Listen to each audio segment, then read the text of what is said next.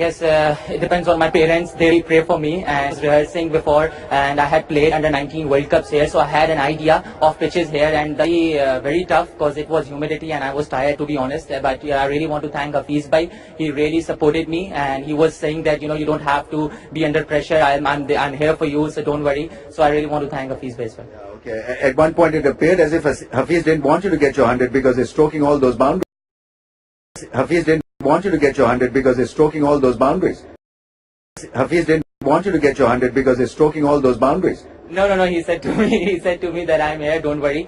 You will get your chance, and you will be able to get your 100. He said to me that I'm here. Don't worry. You will get your chance, and you will be able to get your 100. Stroking all those boundaries. No. He said to me that I'm here. Don't worry. You will get your chance, and you will be able to get. No. He said to me that I'm here. Don't worry. You will get your chance, and you will be able to get your 100. I mean,